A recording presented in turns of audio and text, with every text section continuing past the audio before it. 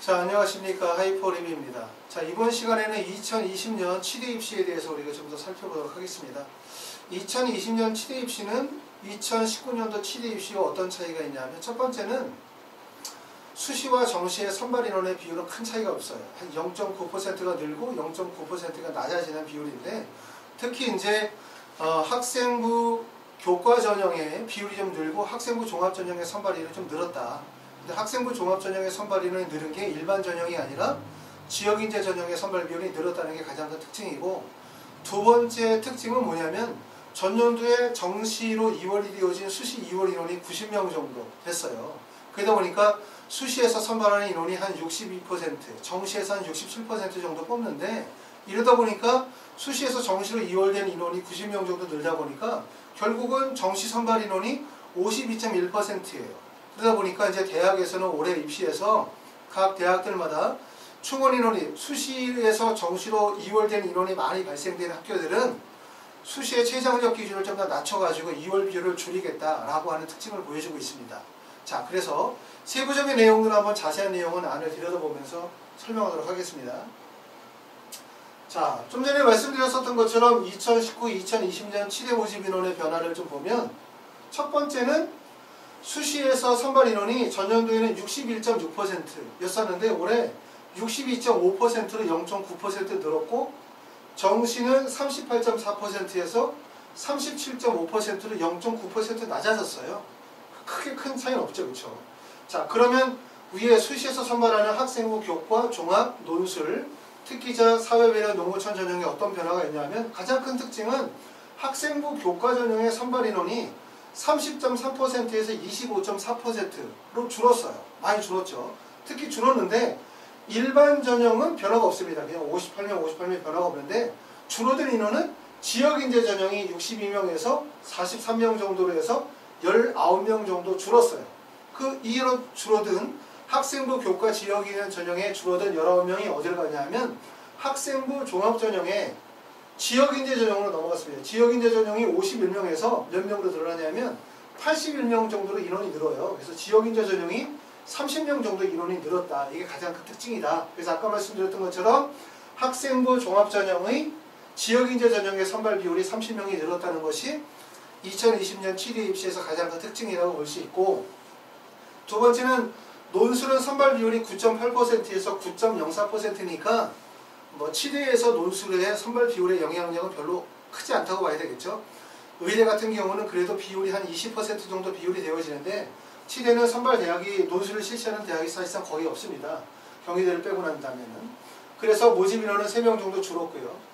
그 다음에 그래서 전체적으로 수시에서 선발 인원은 61.6%에서 62.5% 정도의 변화고, 수시에서 가장 큰 특징은 좀 전에 얘기했던 것처럼 학생부 종합전형, 특히 지역인재 전형의 선발 비율이 늘었다는 게 특징이고, 그리고 이 다음 페이지에서 보시겠지만 또 하나의 특징은 결국 수능 최장력 기준의 변화, 이게 가장 큰 특징이라고 볼 수가 있습니다. 정시는 전년도에 247명을 전년도에 선발을 했고 올해는 240명, 7명 정도 줄었어요. 그래서 비율은 37.5%. 이렇게 보면 수시에서 뽑는 비율이 62.5%, 정시에서 선발하는 비율이 37.5%. 그럼 어디가 훨씬 높아? 수시에서 선발하는 비율이 훨씬 높죠. 이렇게 생각할 수 있지만, 여기다 하나의 사실을 대입해보면, 하나의 사실이라고 하는 것은 수시에서 정시로 2월 되어진 인원을 대입하면 전년도에 몇 명이 2월이 되냐면, 여기 보시는 것처럼 정시에서 뽑는 인원이 240명인데 여기에다가 90명 정도가 늘었어요. 이게 90명이 수시에서 정시로 2월 되어진 인원이었거든요. 이걸 하게 되어지면 전체 비율이 몇 퍼센트가 되냐면 52.1%로 결국은 정시에서 선발하는 인원이 크게 늘어나게 되어진다 라고 볼 수 있어요. 여기에다가 또 뭘 반영을 시키게 되어지냐면, 여기에 나와 있는 것처럼 지역인재 전형의 43명, 교과 전형, 학생부 전형의 종합 전형의 지역인재 전형의 81명, 그 다음에 농어촌 전형의 12명. 사실 이건 이제 대부분의 학생들에 다 해당되는 전형은 아니기 때문에 이런 것들의 반영 비율을 빼고 나면 결국은 치대는 수시와 정시 중에서 정시에 대한 선발 비율이 훨씬 더 커질 수밖에 없다, 이렇게 볼 수밖에 없습니다. 그렇기 때문에 여러분들은 어떻게 치대를 가려고 하면 결국 수능 성적이 관건이라고 볼 수 있죠. 수능 최저학력 기준을 충족하는 거. 두 번째는 수능에서 고득점을 맞아서 정시로 대학을 가는 방법. 이렇게 고려하실 수가 있습니다. 자, 두 번째. 자, 그러면 수시 2월 인원이 많이 발생이 되어진 학교는 어딘가 살펴보도록 합시다. 자, 경북대부터 시작해서 강릉 원주대까지 쭉 내용을 보면 수시 2월 인원은 전체 인원은 아까 말씀드렸던 것처럼 245명이 전체 인원이었어요. 2019학년도에 249명이라는 것은 농어촌 전형을 뺀 인원. 이 인원이 245명이었을 때 이것의 비율이 몇 퍼센트라고 얘기했냐면 38.1%라고 얘기했죠. 그렇죠? 그런데 수시 2월 인원 90명이 늘면 이게 보태지면서 정시 인원이 335명이 됐어요. 335명은 결국 전체 인원 중에서 몇 퍼센트가 되냐면 52.1%가 되는 거죠. 결국은 정시 선발 인원이 38.1%에서 52.1%로 정시 선발 인원이 늘어난다. 그래서 결국은 치대는 정시 선발 인원이 훨씬 더 많다. 이렇게 보실 수 있고, 자, 2월 인원이 많이 발생이 되어진 학교들 한번 꼬집어 보면 경북대학교에서 19명이 발생이 됐어요. 15명이 최초 인원이었는데 19명이 보태져서 34명이 됐다는 뜻이고, 여기에 19명이라는 것은 수시 인원, 15명은 수시 인원을 얘기하는 것이 아니라 정시 최초 선발 인원이 19명이었는데 수시 2월 인원 19명, 15명이었는데 19명이 보태져서 34명이 되어졌다는 뜻입니다. 자, 두 번째는 부산대학교의 7명, 그 다음에 서울대학교 7명, 다음으로는 조선대학교 지역인재 전형의 13명이에요. 그렇죠?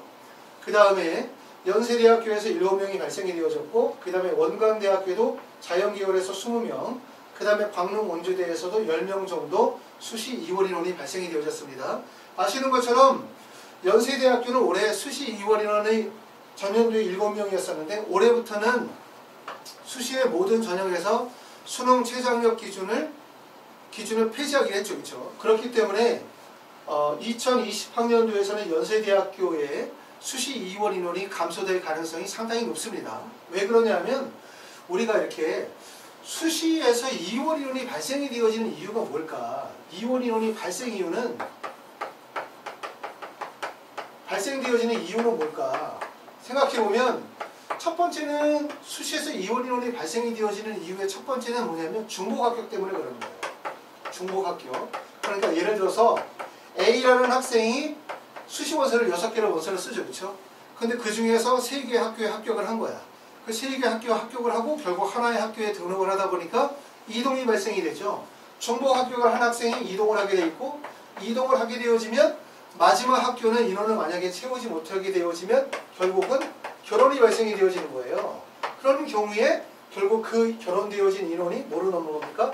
정시로 넘어가는 거. 이게 바로 이제 2월이죠. 그렇죠? 근데 요거만 발생이 되어지는 게 아니라 두 번째는 이거 이제 일반적인 정상적인 경우 중복 합격으로 인해서 2월이 발생이 되어진다는 거고, 두 번째 이유는 뭐냐면 두 번째 이유는 수능 최저학력 기준에 대한 부분이죠. 두 번째 이유는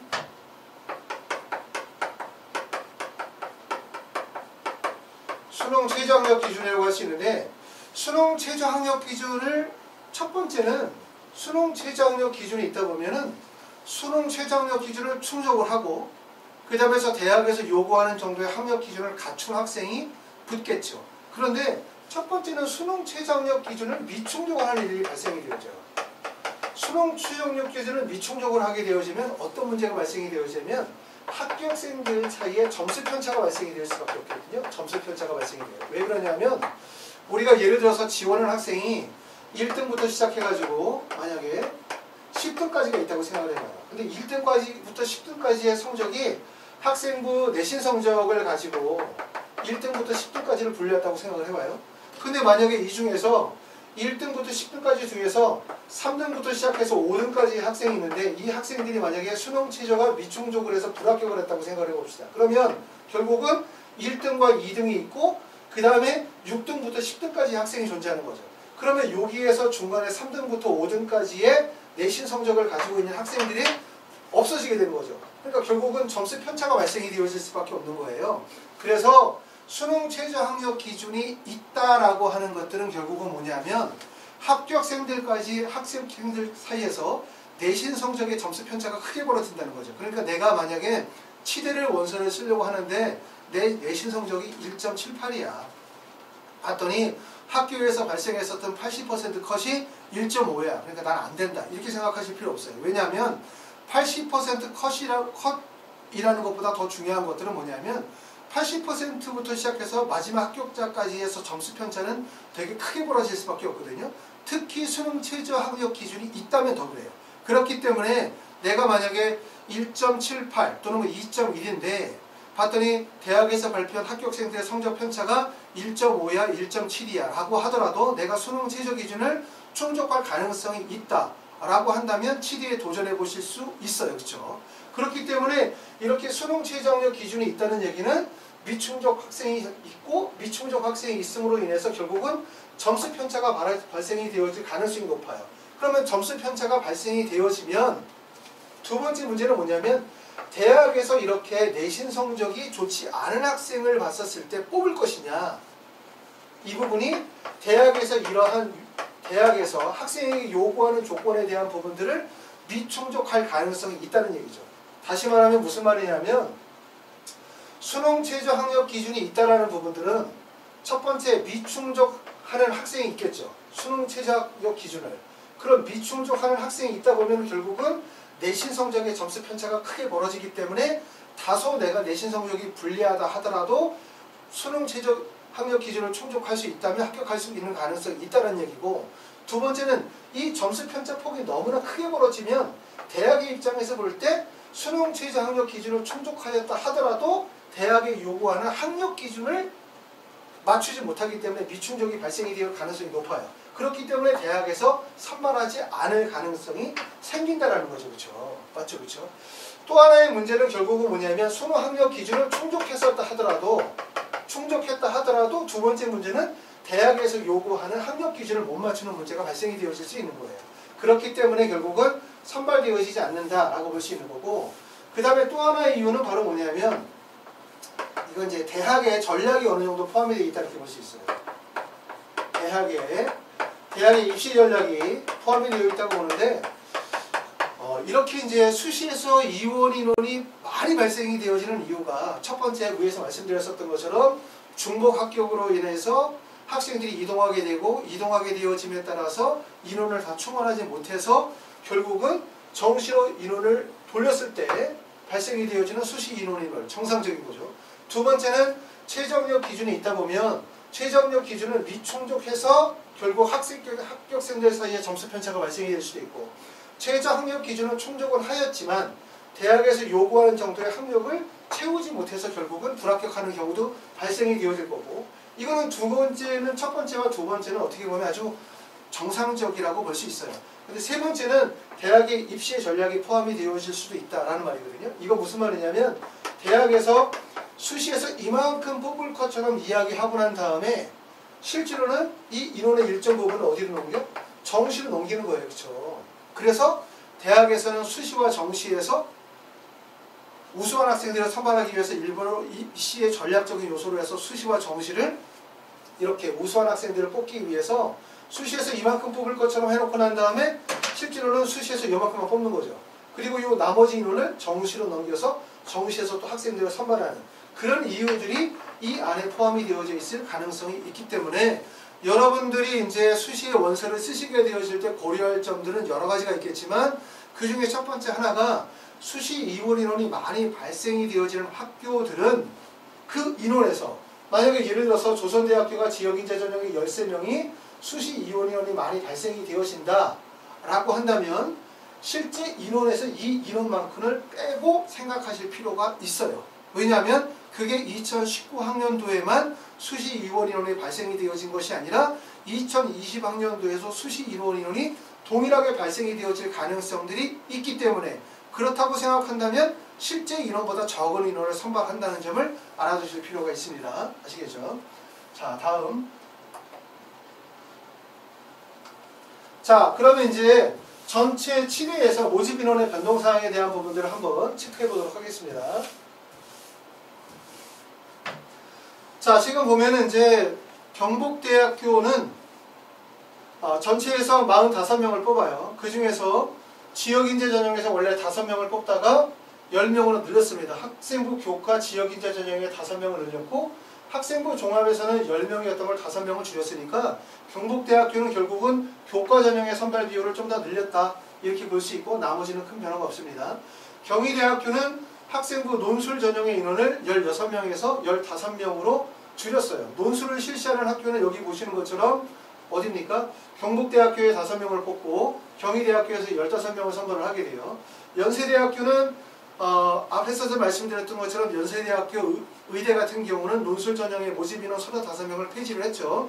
하지만 치대 같은 경우는 16명에서 12명, 18명에서 16명으로 2명 정도 줄였고 특기자 전형은 13명에서 12명 정도 인원을 줄였어요. 그래서 전체적으로 논술 선발 인원은 36명인데 그래서 논술에서 선발 비율이 높은 학교는 연세대학교 16명, 경희대학교 15명, 그 다음에 경북대학교 5명. 그래서 논술을 실시하는 학교는 3개 대학에서 논술을 실시하고 있습니다. 부산대학교는 전년도하고 달라진 점은 뭐냐면 학생부 종합전형의 선발 인원을 15명에서 10명 정도 5명 줄였고요. 그 다음에 정시 인원을 10명에서 15명으로 늘렸습니다. 그래서 정시에서 선발 비율을 좀 더 늘린 게 특징이고 서울대학교는 지역균형 전형의 선발 인원을 10명에서 15명으로 5명을 늘렸습니다. 전남대학교는 지역인재 전형 10명에서 12명으로 학생부 종합전형을 확대를 했고요. 그러다 보니까 수시에서 인원이 28명에서 30명으로 정시의 지역인재 전형은 7명에서 5명으로 줄여서 결국은 수시에서 선발 비율을 좀 더 높였다 이렇게 볼 수 있고 그 다음에 전북대학교는 전년도와 큰 차이가 없어요. 조선대학교는 가장 큰 차이점은 정시에서 일반 전형의 비율을 24명 그 다음에 지역인재 전형을 8명으로 해서 일반 전형의 비율들을 확대했다라고 볼 수 있습니다. 자, 대학들마다 전년도 2019학년도의 입시 결과를 바탕으로 해서 이렇게 2020학년도에 모집 인원의 변화라든가 아니면 수능 최저학력 기준의 변화라든가 이런 변화들을 많이 주고 있는데 이런 것들은 우리가 원서 지원할 때 되게 중요한 요소예요. 왜냐하면 이런 것들을 많이 고려하게 되고 실제 다른 분들이 원서 지원을 하시게 되어지고 이러한 것들 모집 인원의 변화라든가 수능 최저학력 기준의 변화라고 하는 것들이 입시의 전체적인 흐름을 바꿔놓기 때문에 이런 사소한 변화라고 생각하시면 안 되고 실제 원서 지원하게 되어질 때 이러한 것들이 올해 입시에 어떤 영향을 미칠까에 대해서 좀 더 깊이 있게 고려해 보실 필요가 있습니다. 아시겠죠? 자, 다음으로는 단국대학교는 전년도와 큰 차이가 없고 연세대학교가 사실 큰 차이가 있죠. 자, 면접형은 4명에서 5명으로 인원을 늘렸어요. 활동 우수는 큰 변화가 없고 논술 전형은 18명에서 16명으로 그 다음에 특기자 전형은 13명에서 12명으로 해서 수시 전형은 42명에서 40명으로 줄이고 대신에 정시 인원을 1명 정도 늘렸어요. 그렇죠? 그래서 인원은 이렇고 가장 큰 특징은 뭐냐면 연세대학교의 수능 최저학력 기준이 폐지가 됐다는 점이죠. 그렇기 때문에 전년도에 연세대학교에서 발생이 되었던 수시 이원 인원이 몇 명이에요? 7명이었는데 아마도 올해는 그 인원이 많이 줄어들 가능성이 높다 이렇게 보십니다.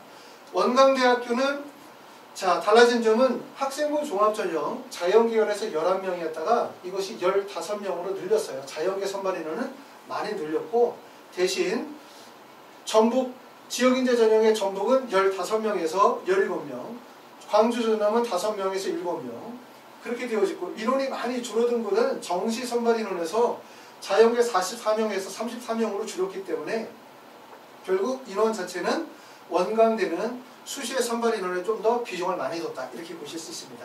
강릉 원주대는 큰 변화는 없어요. 해남인재 전형이라는 전형명을 일반 전형으로 전형명을 바꿨고 모집 인원의 변화는 없습니다. 그래서 전체적으로 학생부 교과에서 선발하는 인원은 25.4%, 학생부 종합에서 선발 비율은 60% 정도 되어지고요. 그 다음에 논술은 9%, 그 다음에 아까 말씀드린 정시에서 선발하는 인원은 전체적으로 봤었을 때 한 34% 정도 있지만 실제로 정년도에 수시에서 정시로 2월 되어진 2월 인원을 따져보면 정시 선발 인원이 한 52% 정도 되어진다 이렇게 볼 수 있습니다. 자, 위에서 봤었던 내용들을 다시 한번 간략해보면 경북대의 가장 큰 특징은 결국 뭐다? 학생부 교과 지역인재 전형의 선발 비율을 늘렸다라는 게 특징이고 경희대학교는 논술 전형 1명 줄였고요. 부산대학교는 정시 인원을 5명 늘렸습니다. 서울대학교는 지역균형 선발 인원을 10에서 15명으로 늘렸고 전남대학교는 정시 줄이고 수시 인원을 늘렸어요. 특히 수시에서 학생부 종합 지역인재 전형을 2명을 늘렸습니다. 전북대 큰 편 없고 조선대학교는 좀 전에 보셨던 것처럼 정시 선발 인원을 특히 정시 선발에서 일반 전형을 16명에서 24명으로 대폭 늘렸고 지역인재 전형을 16명에서 8명으로 줄였어요. 당국대학교 큰 변화 없고 연세대학교는 사소 인원의 변동이 있죠. 그렇죠? 논술 전형은 18명에서 16명으로 2명 정도 줄였지만 연세대학교의 가장 큰 특징은 모든 전형에서 수시 최저학력 기준, 수능 최저학력 기준을 폐지했다라는 게 가장 큰 특징으로 볼 수 있습니다. 원광대학교는 정시 선발 인원을 44명에서 34명으로 줄였고 수시 인원을 확대했습니다. 강릉 원주대는 큰 변화가 없습니다. 이게 이제 올해 전체적으로 치대 입시에서 인원 변동이 발생이 되어지는 부분이에요. 자, 다음. 자, 대학별 모집 요강으로 보도록 하겠습니다. 자, 대학별로 어떤 변화가 있는지에 대한 부분들을 우리가 좀 더 자세히 보실 필요가 있어요. 자, 먼저 경북대학교하고 경희대학교의 내용을 보시게 될 텐데 첫 번째는 경북대학교의 수능 최저학력 규준을 봅시다. 수능 최저학력 규준이 4개 영역 등급 합이 5고 한국사 4등급이에요. 그리고 치대인 경우는 대부분 과탐 2과목을 요구하는 학교는 거의 없습니다. 대부분의 학교들이 여기에 과탐 1과목을 요구하죠. 그러면 경희대학교 네오르네상스 전형에는 수능 최저학력 기준이 없어요. 논술 전형의 최저학력 기준이 보면 3개 영역 등급 합이 4 비슷하죠. 4개 영역 등급 합이 5나 그러면서 과탐 1과목을 반영하기 때문에 2개의 전형은 비슷한 전형을 가지고 있다고 볼 수 있어요. 수능 최저학력 기준을. 달라지는 점은 경북대학교 학생부 교과 지역인재 전형에서 전년도에서는 교과 90% 출결봉사 10%였는데 교과 70에 서류 30%니까 교과 반영 비율을 좀 더 줄이고 서류평가 반영률을 좀 더 늘렸다라고 볼 수 있어요. 그러니까 학생부 교과 지역인재 전형이지만 약 학생부 종합전형의 정성평가 전형을 좀 더 가미했다라고 볼 수 있습니다. 경북대학교는 지금 보시는 것처럼 4개 영역 등급 합이 5고 여기다 과탐 1개 영역을 반영하게 되어지면 사실상 치대에서 가장 높은 수능 최저학력 기준을 가지고 있다고 볼 수 있어요. 그러다 보니까 여기 보시는 것처럼 학생부 교과 일반인 경우에 전년도에 보면 지원 인원이 369명이었었는데 367명이었었는데 실질적으로 수능 최저학력 기준을 통과한 사람이 51명이 통과를 했어요. 그러니까 367명 중에 51명만이 이 수능 최저학력 기준을 통과했고 그러면 실질적으로 통과한 인원은 13.8%입니다. 그리고 학생부 교과 지역인재 전형은 266명 중에서 통과한 사람이 45명. 그러다 보니까 실질적으로 16.9%예요. 그러니까 결국은 이렇게 수능 최저학력 기준의 충족 비율이 13.8%나 16.9%다 보니까 어떻게 되어졌어요? 그러다 보니까 결국은 경북대학교의 전년도에 수시에서 정시로 이월되어진 인원이 19명 정도가 이월이 됐죠. 19명이 이월이 됐기 때문에 결국 이원 인원이 이렇게 높게 발생이 되어진 가장 큰 이유는 결국 수능 최저학력 기준이 높게 설정이 되어져 있기 때문이라고 볼 수 있어요. 하지만 경북대학교는 올해도 수능 최저학력 기준에 변화가 없습니다. 그렇기 때문에 내가 예를 들어서 내신 성적은 좀 불리하더라도 수능 최저학력 기준에 좀 더 자신감을 가지고 있는 학생이라면 경북대에 지원해 보시는 것도 나쁘지 않다고 생각이 되어집니다. 반대로 학생부 종합전형은 수능 최저학력 기준의 비율이 높아요. 충족 비율이. 학생부 종합 일반 180명이 지원했었을 때 최저학력 기준을 통과한 사람은 71명 정도로 해서 39.4%가 충족을 했고 학생부 종합 지역은 175명이 지원을 했고 이 중에 수능 최저학력 기준을 충족한 사람이 83명, 47.4%입니다. 그러니까 학생부 종합전형의 수능 최저학력 기준은 상대적으로 높다고 볼 수 있고 학생부 교과전형의 수능 최저학력 기준의 충족 비율이 상대적으로 낮아요. 그러니까 결국은 학생부 교과보다는 학생부 종합보다는 학생부 종합전형의 학생부 종합보다는 학생부 교과전형에서 경북대학교는 기회가 발생이 되어질 가능성이 상대적으로 높다. 그렇기 때문에 나 내신 성적이 안 좋으니까 학생부 종합전형의 수능 최저로 갈 거야 라고 생각하면 결국 실질 경쟁률이 상당히 높아지는 거죠. 그래서 경쟁률을 따져보면 학생부 종합전형의 실질 경쟁률은 7.10 대 1. 그 다음에 학생부 교과 일반 전형의 실질 경쟁률은 5.10 대 1입니다. 그리고 학생부 교과 전형이 학생부 종합 전형보다 충원율이 높기 때문에 결과적으로 얘기하면 학생부 교과 전형의 합격 가능성이 훨씬 더 높아지는 현상들이 발생이 되어질 수 있어요. 자, 경희대학교는 네오르네상스 전형은 수능 최저학력 기준이 없습니다.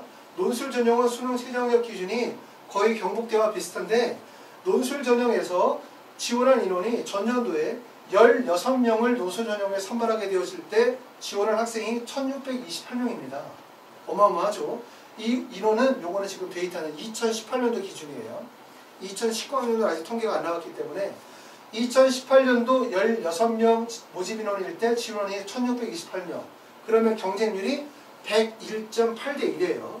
이랬을 때 추가 합격자는 단 1명. 그러니까 결국은 논술 전형은 뭐 여러 가지 이유도 있지만 추가 합격 비율이 너무나 떨어지기 때문에 합격 가능성이 상당히 불리한 거예요. 그러니까 내가 논술로 해서 치대를 가겠다라고 하는 건 현실적으로 불가능하다고 볼 수 있어요. 그렇죠? 그리고 수능 충족 인원은 544명으로 35.4% 정도의 학생들이 수능 최저학력 기준을 충족을 했어요. 일반적으로 왔었을 때 이렇게 4개 영역 등급 합이 5 이내이거나 아니면 3개 영역 등급 합이 4 과탐 하나 정도 있었을 때 수능 최저학력 기준을 충족시키는 비율은 약 35% 정도. 의대든 치대든 관계없이 35% 정도의 학생들이 충족시킨다고 볼 수 있어요. 그래도 실질적인 경쟁률을 따지면 34.1%니까 좀 전에 얘기했던 것처럼 논술 전형의 실질 경쟁률은 수능 최저 충족 인원 33.4%를 뺀다 하더라도 34대 1 정도의 경쟁률인 거고 학생부 종합전형으로 가게 되어지면 4대 1이나 7대 1 학생부 교과전형으로 가면 3대 1이나 5대 1 정도니까 결국은 내가 만약에 치대를 가려고 하거나 의대를 목적으로 삼으시는 분들은 결국 학생부 종합이나 학생부 교과전형으로 가야만 실질 경쟁률도 낮아지게 되고 그 다음에 충원율도 발생이 되어지기 때문에 결국 학생부 교과나 학생부 종합전형으로 가야만 수시전형에서는 의대나 치대에 합격 가능성이 높다 이렇게 볼 수가 있습니다. 자, 다음으로 자, 부산대, 서울대, 전남대 한번 보도록 하겠습니다. 어떤 변화의 차이가 있냐면 부산대학교 같은 경우는 전년도의 차이점은 학생부 종합전형의 전형 방식이 바뀌었어요. 학생부 종합전형의 전년도에는 1단계 서류평가 100%에서 2단계 1단계 80에 면접 20% 했는데 올해부터는 그냥 서류 학생부 평가 100으로 바뀌었죠. 그러니까 면접이 폐지됐다. 이게 큰 특징이고 그 다음에 서울대학교 같은 경우는 큰 변화가 없고요. 그 다음에 전남대 같은 경우는 전년도에 학생부 교과 일반 전형이 학생부 80에 교과 서류평가 20이었는데 학생부 100%로 내용이 바뀌었습니다. 이 내용이 바뀌었고 그 다음에 학교들마다 수능 최저학력 기준에 큰 변화는 없어요.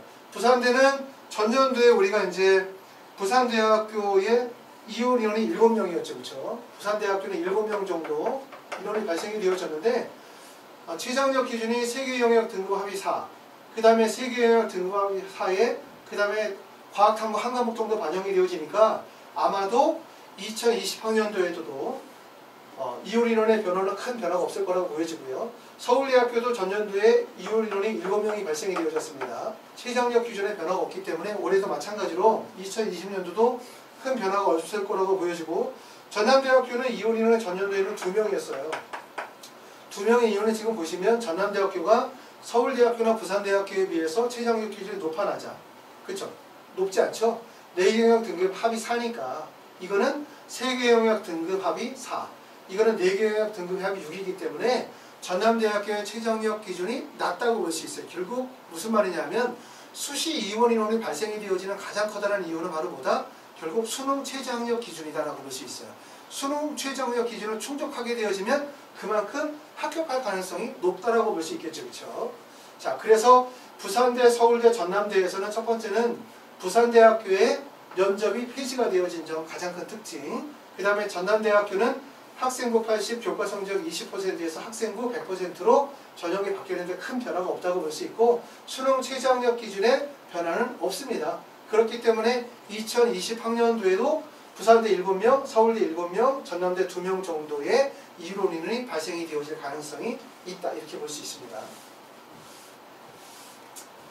자, 다음으로는 전북대, 조선대, 단국대학교 천안을 보면, 자, 첫 번째는 전형 요소 및 평가 방법에서 변화를 보여주고 있는 것은 조선대학교예요. 조선대학교는 전년도에는 학생부 교과 반영 비율이 80%였는데 올해는 학생부 교과가 68.2% 줄였어요. 그러니까 교과 반영 비율을 좀 많이 줄였다는 거죠. 그렇죠? 줄였다는 게 특징이고, 그 다음에 두 번째는 학생부 교과를 학생부 종합으로 바꿨어요. 교과 전형을. 그래서 원래는 교과 80에 출석 20%였는데 이거를 1단계 선입평가 100%, 2단계 70에 면접 30% 학생부 종합 전형으로 내용을 바꾼 거죠.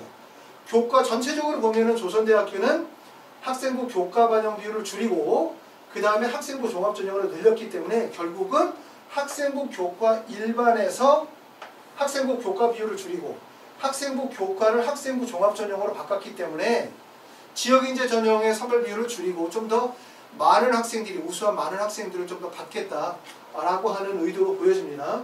단국대학교는 큰 차이가 없고요. 자, 이러면서 어떤 또 변화가 보여지냐면 조선대학교는 자, 최저학력 기준에서도 전년도에는 과탐 2과목이었거든요. 이걸 과탐 1과목으로 바꿨습니다. 학생부 종합도 마찬가지로 과탐 1개 과목으로 바꿨어요. 그러니까 조선대학교는 전체적으로 변화폭이 큰 거죠. 어떤 변화가 있냐면 최저학력 기준이 완화되어지고 그 다음에 교과의 반영 비율을 줄이고 그 다음에 학생부 교과를 학생부 종합 전형으로 늘렸어요. 그렇게 한 이유는 뭐냐면 좀 전에 우리가 봤었던 것들처럼 전남대학, 조선대학교의 지역인재 전형에서 전년도 이혼 인원이 13명이었어요. 13명이 발생이 되어졌고 그 다음에 일반 전형에서 발생이 되어졌던 건 2명이거든요. 그러니까 상대적으로 지역인정에서 발생이 되어졌었던 이 이혼 인원이 너무나 컸기 때문에 이혼 인원을 좀 더 줄이고자 하는 취지로 보여져요. 그러므로 2020년도에는 조선대학교 수시에서 정시로 이원이 되어지는 인원이 많이 줄어들 거라고 예상이 되어지죠. 그 이유는 첫 번째는 바로 뭡니까? 수능 최저학력 기준이 많이 완화됐다는 거예요. 그렇죠? 4개형 등급 합의 6기에다가 과탐 1개 과목 정도를 충족을 하기 때문에 결국은 이렇게 수시에서 정시로 이월되어지는 인원이 많이 줄어들 가능성이 높습니다. 단국대학교는 큰 변화가 없고 단국대학교는 전년도에 이월 인원이 0명이었습니다. 한 명도 발생이 되어지지 않았고요. 전북대학교는 전년도에 이월 인원이 2명 정도 발생이 되어졌어요. 전북대학교는. 그렇기 때문에 여기에서는 가장 핵심 포인트는 조선대학교라고 말씀을 드릴 수 있습니다. 자, 다음. 자, 조금만 우리가 좀 더 집중해서 보도록 합시다. 자, 연세대학교는 많은 변화가 있어요. 연세대학교는 아까 말씀드린 가장 커다란 특징이 뭐라 그랬어요? 기억하시죠? 첫 번째는 연세대는 전 영역에서 수능 최저학력 기준을 폐지했다는 게 가장 큰 특징. 자, 그러면 이제 가장 보면 첫 번째는 면접형도 바꿨어요.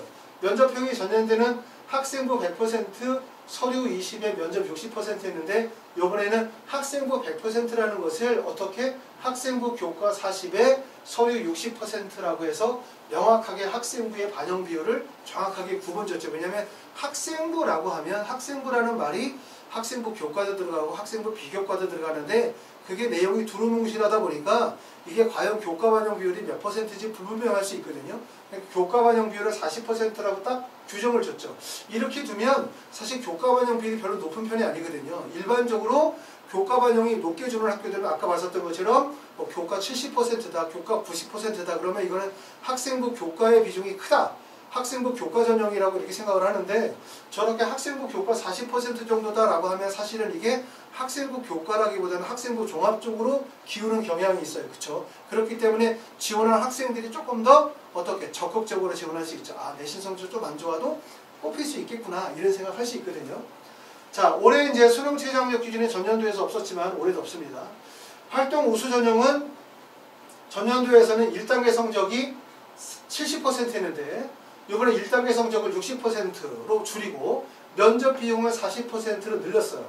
면접 비율을 이렇게 40%로 늘린 이유는 전년도에 수능 최저학력 기준이 올해는 어떻게 됩니까? 없어졌죠. 그러니까 결국은 수능 최저학력 기준이 없어졌기 때문에 학생들을 선발하는 데 있어서 면접의 비중을 좀 더 강화시켰다 이렇게 볼 수 있어요. 그러니까 결국은 연세대학교는 면접의 비중이 좀 더 확대되어진 게 가장 큰 특징이다.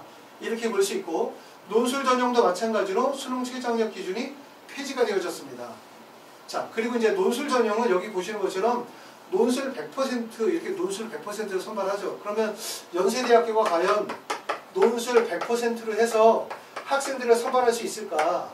라고 하는 점에 대한 의구심이 생겨요. 왜냐하면 첫 번째 논술이 문제가 뭐냐면 논술이 예전처럼 이렇게 난이도가 아주 높게 시험 문제가 출제가 될 수 없잖아요. 그렇죠? 논술은 전체적으로 교육부에서 규제를 하고 있고 그러다 보니까 출제의 범위도 학생이 교과 범위 내에서 출제를 하고 있다 보니까 논술의 난이도가 점점 낮아지고 있는 추세거든요.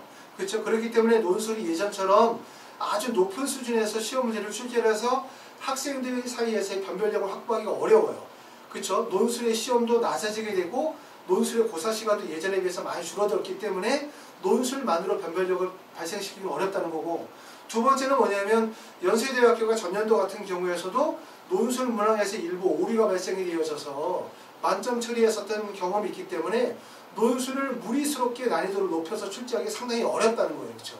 그런 점들을 고려하게 되어지면 동점자의 학생부 교과 점수 순위라고 이렇게 하거든요. 그러니까 결국 무슨 말이냐면 논술 시험에서 동점자가 발생이 되어질 경우에는 뭐로 동점자들 사이에서 합격생을 고르냐면 학생부 교과로 해서 점수 순으로 해서 합격생을 가린다 라고 하는 이 항목이 있는데 이 항목이 사실상 그렇게 무시할 만한 내용은 아니다. 왜냐하면 우리가 논술로 학생을 뽑을 때는 대부분 이거잖아요. 논술로 뽑고 논술과 학교생활 기록, 학생부 성적이 반영이 되어지고 여기에 이제 수능 최저가 반영이 되어져서 이 세 가지 요소를 합산해서 학생을 뽑는 경우가 일반적인데 연대 같은 경우는 지금 보시는 것처럼 수능 최저 폐지가 되어졌죠. 그 다음에 논술 100%를 간다고 하면 사실 논술만은 학생을 뽑기가 어렵다는 거예요. 왜냐하면 논술 자체가 그만큼의 변별력을 보여줄 수는 없기 때문에. 그렇죠? 그리고 대학에서도 되게 무리스럽거든요. 왜냐하면 논술은 전체적으로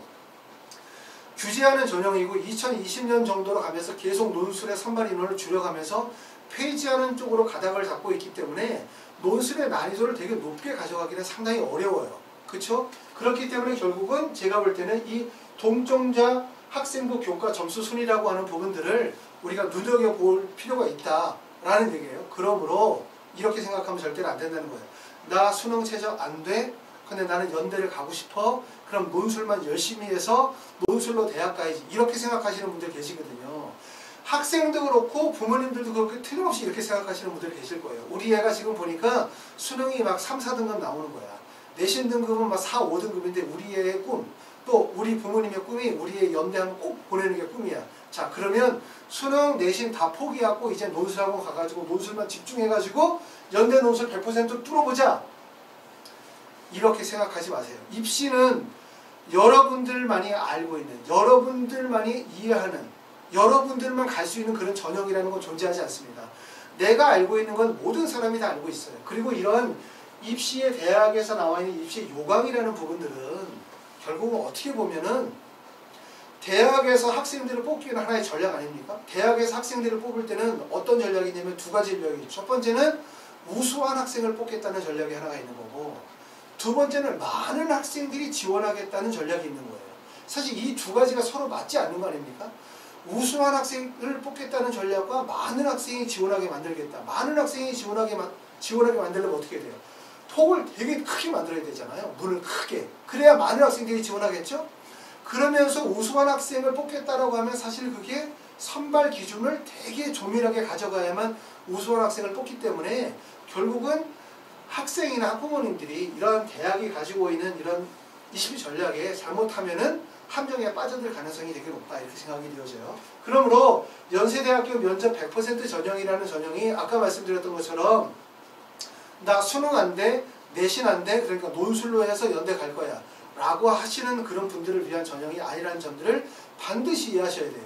그렇기 때문에 연세대학교 논술 전형의 100%는 제가 생각할 때는 논술 중요하지만 그거보다 이렇게 되게 중요한 요소는 바로 뭐냐면 결국은 학생부라는 거예요. 학생부. 왜냐하면 학생부 교과 점수 순위라고 한다면 이게 학생부 얘기가 길어지면 학생부라는 것은 결국은 학교의 프로파일이 반영이 될 수밖에 없고 두 번째는 학교의 내신 성적이 반영이 될 수밖에 없어요. 여기다가 결국은 논술 성적이 반영이 되어진다는 건데 이런 논술 전형은 간단히 말하면 일괄 합산 방식이에요. 일괄 합산 방식이라는 건 뭐냐면 여러 개의 평가 요소들을 조합해서 대학에서 합격생을 내는 거죠. 그렇기 때문에 무슨 말이냐면 여러분들이 왜 붙고 왜 떨어졌는지를 도저히 알 수가 없어요. 일괄 합산 방식은. 다단계 전형이 아니기 때문에. 그러므로 아까 얘기했었던 것처럼 우수한 학생들을 뽑고 싶다. 하지만 많은 애들이 지원하도록 너희들이 다 지원하면 붙을 수 있어. 이런 식의 입시 요강에 여러분들이 절대로 속으시면 안 된다. 라는 점. 그렇기 때문에 연세대학교 논술 전형 100%는 함정이 있을 수 있기 때문에 이거를 고지고대로 믿으시면 안 된다. 이 점을 꼭 강조하고 싶습니다. 자, 그 다음에 이제 원광대학교는 지금 보시는 것처럼 전년도에 일단은 원광대학교에서 전년도에서 수시에서 정시로 이월되어진 인원이 많았어요. 20명 정도. 20명 정도가 이원 인원이기 때문에 그래서 원광대학교에서 어떤 조치를 보이냐면 첫 번째는 1단계를 배수를 4배수에서 5배수로 늘리죠.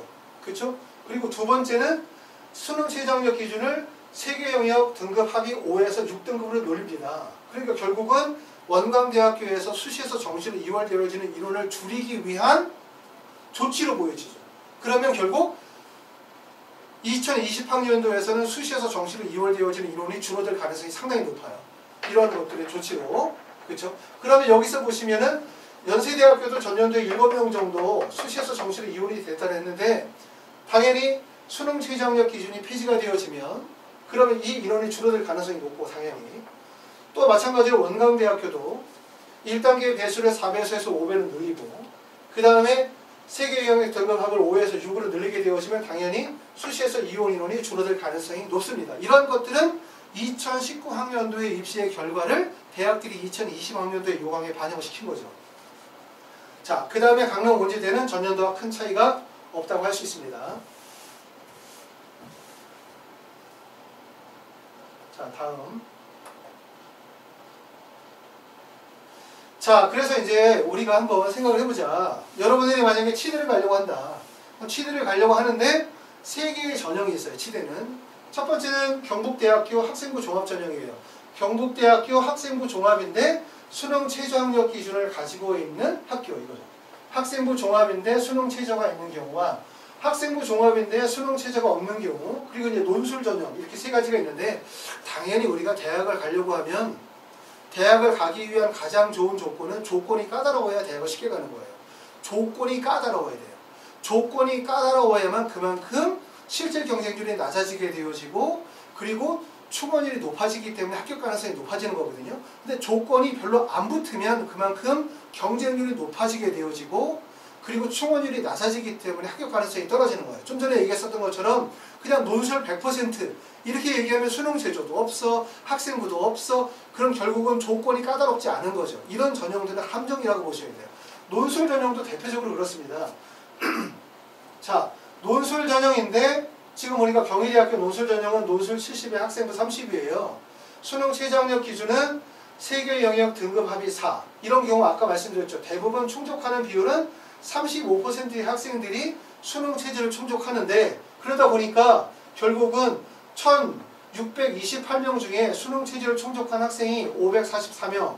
그러므로 경쟁률은 101.8대 1에서 실질 경쟁률은 33.4대 1이죠. 이렇게 되어지죠. 그렇죠? 최저학력 기준을 통과한 비율이 자 다시 얘기하면 101명 중에서 최저학력 기준을 통과한 학생은 544명이에요. 그렇게 되면 실질 경쟁률은 얼마가 떨어지게 되어지냐면 29.40대 1로 떨어지게 됩니다. 29.40대 1. 자 그러면 추가 합격자를 반영을 했었을 때 경쟁률을 따지면 한 31% 정도의 경쟁률이 되고 경희대학교 네오레상스 전형은 수능 최저가 없어요. 자 23명 모집 인원에 277명이 지원해서 12.1대 1. 논술 전형에 비해서는 경쟁률이 확실히 낮죠. 그렇죠? 그리고 추가 합격 인원이 15명이 추가 합격이 되어졌고 실질 경쟁률은 12.1대 1이고 여기에다가 추가 합격자까지 따지게 되어지면 경쟁률은 7.28대 1로 경쟁률이 떨어지게 됩니다. 자, 경북대학교는 최저학력 기준이 있고요.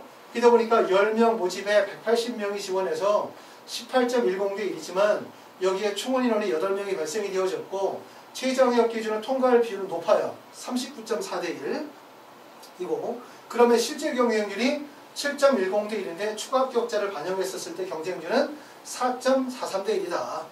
간단히 얘기하면 무슨 얘기냐면 조건이 까다로우면 그만큼 실질 경쟁률이 낮아진다는 걸 보여주고 있는 거예요. 조건이 까다롭다고 하는 건 뭐냐면 학생부 종합전형이 일반적으로 논술 전형보다는 합격 가능성이 높고, 두 번째 최장력 기준이 있으면 그만큼 가능성이 높은 거고, 이렇게 되어질 때 가능성이 훨씬 더 높아진다는 얘기고, 다시 말해서 아까 얘기했던 것처럼 치대든 의대든 우리가 가려고 하면 제일 첫 번째 중요한 거는 바로 뭐다? 수능 성적이다. 결국 수능 성적이 가장 간소해요. 수능 서정을 통해서 결국 수시 체제를 충족하는 거고, 그 다음에 이게 수능 성적으로 해서 정시적으로 하는 거죠. 그렇죠? 이게 가장 관건이라고 볼 수 있어요. 첫 번째는. 자, 그 다음으로, 자, 그러면 우리가 의대를 가려고 하는데, 또는 치대를 가려고 하는데, 그럼 어떻게 해야 치대를 갈 수 있을까? 이런 점들에 대해서 한번 생각을 해봅시다. 자, 우리가 첫 번째는 아까 얘기했던 것처럼 수능 최장력 기준에 대한 충족 조건이 되게 중요하다 그랬어요. 왜냐하면 치대에서 선발하는 것들 중에서 정시 선발 인원이 한 52.1%라고 얘기했죠. 물론 올해는 전년도에 수시에서 정시로 2월된 인원이 한 90명 정도 발생이 되다 보니까 조금 전에 말씀드렸던 것처럼 조선대라든가 아니면 원광대처럼 실제 수능 최장력 기준을 완화시킨다든가, 아니면 모집 인원의 변호를 준다든가, 전형 방식의 변화를 준다든가, 또는 연세대학교처럼 수능 최장력 기준을 다 폐지한다든가, 이런 것들을 통해서 결국은 수시로 해서 정시로 2월 되어지는 2월 인원이 감소할 가능성이 높아요. 그렇다 하더라도 치대인 경우에서는 수능에서 선발하는 비율이, 정시 선발 비율이 상당히 높죠. 그렇죠? 그렇기 때문에 결국은 수능의 상대적으로 되게 중요할 수밖에 없어요. 수능에서 수시 최장력 기준을 충족을 하고, 그 다음에 수능에서 고득점을 맞게 되어진다면 수시와 정시에서 합격할 가능성이 상당히 높죠. 그리고 두 번째 우리가 갖춰야 되는 거는 결국 뭡니까? 학업 능력이죠. 학업 능력은 교과 성적이기 때문에 여러분들이 이제 어느 학교에 다닌다 하더라도 내가 치대를 가거나 의대를 가려고 한다면 내신 성적의 중요성은 상당히 중요할 수밖에 없어요. 하지만 이 교과 성적이라고 하는 것들이, 교과 성적이 표준화되어진 학력 지표라고 볼 수는 없죠. 그러니까 무슨 말이냐면 내신 성적이 내가 만약에 1.3이야. 그럼 1.3이 전국에 있는 모든 학교의 내신 성적이 1.3이 다 동일하다고 볼 수는 없잖아요. 그렇죠? 그렇기 때문에 결국 뭐냐면 학생부 성적이라고 하는 부분이 이게 표준화되어진 학력 지표라고 볼 수 없다. 학력 지표 100% 이게 꼭 그렇다고 볼 수 없거든요. 이게 학생부라고 하는 부분이. 그렇기 때문에 내가 1.3이라고 해서 모든 학교의 1.3이 다 똑같은 게 아니에요. 그렇기 때문에 서울대학교를 20명을 보내는 학교의 1.3과 서울대로 한 명도 보내는 내신 성적 1.3을 똑같이 취급하지 않죠. 그렇기 때문에 그 다음에 중요한 거는 바로 뭐냐면 학교의 프로파일이라는 게 되게 중요한 거예요. 학교의 프로파일이라고 하는 거는 우리가 학생부 종합전형에서는 항상 얘기했지만 이런 학업적 배경이라는 게 되게 중요합니다. 학업적 배경. 내가 다니고 있는 학교의 학업적 배경이 어떤 거냐, 학교의 우수성이 뭐냐, 다시 말하면 진학률이 얼마나 높으냐, 이런 부분들이 결국은 다 학교의 프로파일이라고 할 수 있는데, 학교의 프로파일이 좋은 학교는 뭐 당연히 좋겠죠. 뭐 특목고, 자사고, 영재고처럼 뭐 1년에 뭐 서울대에 40명을 보내고 20명을 보내고 이런 학교들은 다 좋은 학교죠. 그런데 문제는 관심을 가져야 될 건 뭐냐면 우리 학교가 서울대에 1년에 한두 명밖에 못 보내는 학교야. 한두 명밖에 못 보내. 그러면 이런 학교들은 당연히 학업적 배경이 우수할 수도 없고 우수성이 인정을 받기도 없고 진학률이 높을 수도 없어요. 서울대 진학률이. 그러면 어떤 점들이 학교 프로파일로 사용이 되어졌냐면 서울대를 1년에 한두 명밖에 못 보내는 학교는 뭘 보여줘야 되냐면 학교에서 진행하는 특색 프로그램이 있어야 돼요. 그리고 이걸 통해서 뭐를 보여야 되냐면 학교의 우수성도 보여줘야 되고 학교의 우수성뿐만 아니라 학생이 가지고 있는 학생의 우수성을 보여줘야 된다고 생각이 돼요. 이런 점들. 그러니까 이거는 요즘에 참 말이 많아요. 그렇죠? 학생부에 대해서 또는 학생부 종합전형에 대해서 말이 많은데 제가 말씀드리는 건 뭐냐면 없는 내용을 써주자는 얘기가 아니에요. 학생부에다 없는 내용을 허위로 쓰자 이런 얘기가 아니라 학교 선생님들이 또 학교에서 학교의 진학률이 높지 않은 학교들은 좀 더 관심을 가져야 돼요. 그래서 그 학생부 기록하는 내용들 중에서 학생이 가지고 있는 노력, 또 학생의 역량, 학생이 진로와 관련된 어떤 활동을 했는지, 이런 학생이 가지고 있는 잠재적인 역량들이 기재가 되어질 수 있도록 해야 된다. 그리고 이러한 것들을 통해서 결국 학교의 우수성이나 학생이 가지고 있는 우수성들을 적극적으로 학생부에 기재하려고 노력을 해야 되는데, 실제 보면 무슨 문제가 있냐면 진학률이 높고 학업에 대한 열정 또는 학생들이 학교 활동이나 이런 관심이 많은 학교들이 있죠. 그러니까 진학률도 높을 뿐만 아니라 학생이나 학부모들이 입시에 대해서 관심이 많은 학교들은 학생부 내용이 학생의 우수성에 많이 초점을 두고 기재가 돼요. 그런데 진학률이 높지 않은 학교들, 이런 학교들은 여전히 교권이 살아있는 거죠. 간단히 말하면 학생이나 학부모의 의견이 반영이 안 돼. 학생이 가지고 있는 역량과 우수성이 반영이 안 되고 단지 우리 학교에서 진행이 되는 프로그램에 대한 설명들만 있다는 거예요. 학생부 내용 안에. 학생부 안에 학생이 없고 학교만 존재하는 거예요. 이렇게 써가지고는 이런 학생부를 가지고 좋은 대학을 간다는 건 현실적으로 불가능하다. 그렇기 때문에 학교 선생님들이 모든 학생들을 똑같은 내용으로 그냥 짜집기 해가지고 다 붙여넣기 하지 말고 그 학생이 실제 어떤 역량과 어떤 노력과 어떤 발전 가능성을 보여줬는지를 학생부에 기재하려고 하는 이런 노력을 통해 가지고 결국 학교와 학생의 우수성을 보여줘야 된다는 얘기예요. 다시 말하면 뭐냐면 학교의 진학률이 좋은 학교들, 서울에 1년에 20명, 30명, 40명씩 보낸 학교들은 그 자체만으로도 학업적 배경과 우수성이 다 인정이 되기 때문에 학교 프로파일이 좋은 거예요. 하지만 서울에 1년에 5명 이하로 보내거나 1명도 못 보내는 학교들은 근본적으로 떨어져요. 그런 학교들에 비해서. 왜? 그런 학교들은 대부분 뭐 특목고다, 자세고다, 영재고다, 아니면 강남권에 있는 학교들이라거나 이럴 거 아니에요. 근데 지방에 있는 학교들은 그런 게 아니죠. 그렇죠? 이런 학교들은 그럼 어떻게 해야 되냐라고 하면 첫 번째는 학교 특색 프로그램이 있어야 된다고 생각해요. 우리가 보면은 진로 활동이라든가 아니면은 이런 학생부 기재 내용을 통해서 학교에서 진행이 되는 특색 프로그램들을 개발하고 그런 것들의 아이디어를 내서 발전을 시켜서 학생들이 활동할 수 있는 어떤 터전을 만들어줘야 되고, 그리고 이걸 통해서 학교의 우수성뿐만 아니라 학생의 우수성들이 학생부 내에 곳곳에 기재가 되어질 수 있도록 해야 된다라는 말씀이죠. 제가 말씀을 다시 한번 드리는 것처럼 허위로 기재하라는 얘기가 아니라 실제 학생이 학교에서 무엇을 느끼고 경험했는지를 적어야 되는 거 아닙니까? 이게 원래 학생부의 근본적인 취지인데 그런 내용들이 빠지게 되어지면 결국 이러한 7회 입시에서는 상당히 불리할 수밖에 없기 때문에 이런 부분들을 좀 더 적극적으로 우리가 기재하도록 노력하자. 이런 부분이 되게 중요하다는 얘기고요.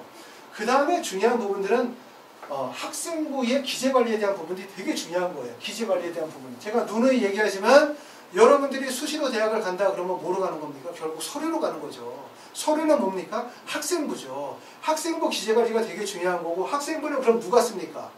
그렇죠? 담임 선생님이 쓰시는 거지만 담임 선생님이 모든 내용을 다 쓸 수 없기 때문에 결국 교과와 관련된 내용이나 진로 희망에 관련 내용이나 독서와 관련된 내용들은 학생이 그거를 기본적으로 기재를 하고 그거를 선생님들이 써주도록 되어져 있죠. 이런 부분들이 충실하게 기재관리가 되어져야만 결국 프로파일에 대한 관리나 학생의 우수성에 대한 기재관리가 이루어진다고 볼 수 있습니다. 그 다음에 이제 제일 중요한 부분들이 있는 거예요. 자기주도성이라고 볼 수 있어요. 예를 들어서 서울대학교 일반 전형에서 서울대학교 지역균형 전형에서 치과대학의 학생을 뽑아. 그러면 그 뽑는 게 과연 무엇으로 뽑을까라고 한다면 당연히 중요한 거 뭡니까? 학생의 학업적 우수성, 그 다음에 이 학생이 수능 최저학력 기준을 충족했는지 안 했는지, 그 다음에 거기에 따라서 이 학생이 학교의 여러 가지 프로파일을 고려해서 내신 성적의 점수를 환산하겠죠. 그리고 학생부 전체적인 내용을 보겠죠. 어떻게 보면 이것은 다 모든 학생들이 공통적으로 가지고 있는 점이라고 볼 수 있어요. 우수한 학생들은 다 좋겠죠. 우수한 학생들은 내신 성적도 좋고 수능 성적도 좋고 학생부 기재관리 잘 되어져 있고, 그런데 정말 중요한 부분들은 진정성이라는 거예요. 진정성. 그러니까 학생부에 기재가 되어 있는 내용이 학생이 가지고 있는 자기주도성이라든가 잠재적인 역량이라든가 이런 학생이 가지고 있는 창의성이라든가 이런 부분들이 학생부의 기재관리가 되어야 된다는 거예요. 그러면 결국은 다시 원점으로 돌아가는 거예요. 이런 부분들을 보여줄 수 있는 거 바로 뭐다? 학생부라는 거예요. 학생부. 그리고 이런 걸 보여줄 수 있는 게 바로 뭐다? 학교에서 진행이 되는 특색 프로그램이라든가 학생부 기재 내용을 통해서 이런 것들을 보여줄 수 있다고 생각이 되어집니다.